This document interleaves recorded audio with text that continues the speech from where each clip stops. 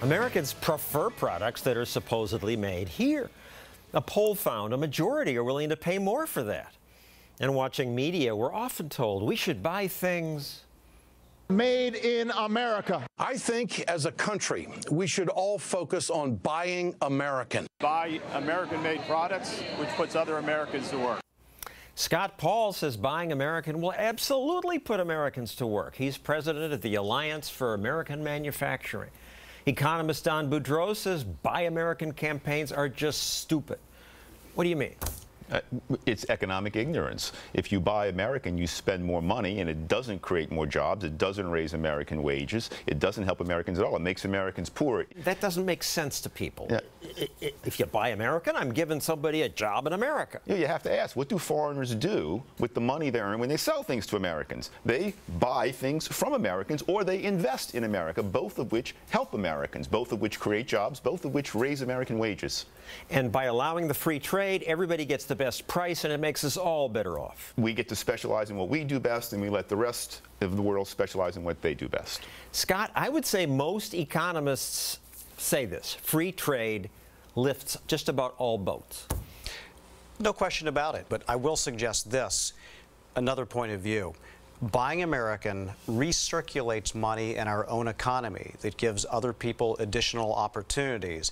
Now, if something is bought and the profits head back to China, in some cases, those firms are owned by the Chinese government. And Lord knows what the Chinese government is going to do it.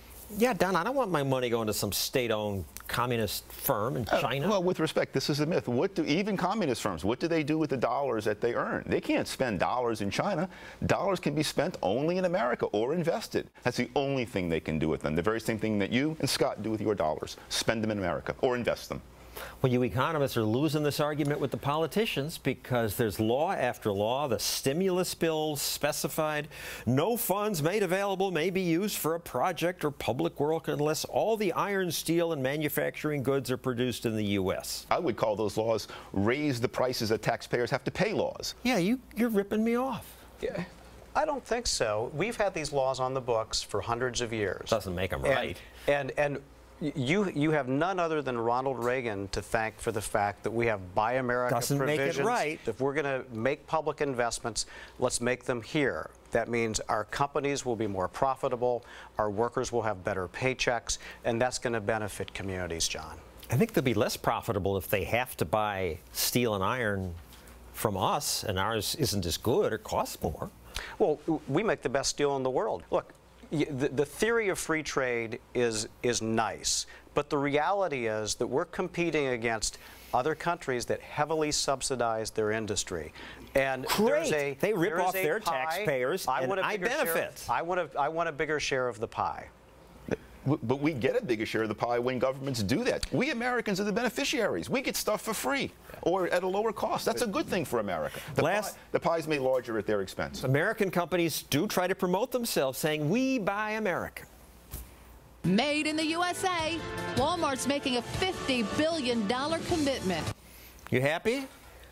Look, if Walmart is doing this, this is kind of groundbreaking because I would argue that Walmart is largely responsible for a lot of the offshoring we've seen in manufacturing. They drove a lot of jobs to China. It's just a gimmick fed by, this is like less than 1% of their business over the next 10 years. Now, on that we agree. I think that Walmart recognizes, as you indicate, John, there's some public perception that people want to buy American. Here's another campaign, Don, and this, you know, you buy American apparel, sweatshop free because it's made in America.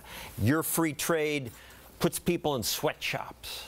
Well, in fact, that's a good thing. If those workers didn't have those sweatshop jobs, they'd be working on farms, on subsistence farms. They'd be even worse off. So if you really want to help third world workers, buy from sweatshops.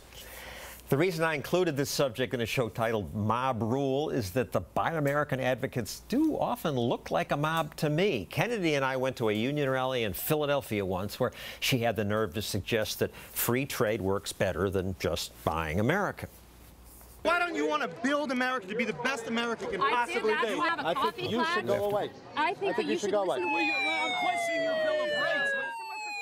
That's not a fire engine. That was the mob using a siren to drown us out and then later to block our camera.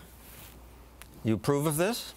Look, Buy America policies have support not only from men and women who are in labor unions, but also from Ronald Reagan. And Abraham Lincoln built the Transcontinental Railroad, put a steel mill in the middle of Colorado because he realized there would be some benefit to America from doing that. So Rick Perry signed a bill in Texas to make sure that their waterworks would be made in America. They're right. But it's because they're John, Republicans. it's not just labor that supports this. The fact that politicians do it doesn't make it right, even if those politicians are from the GOP.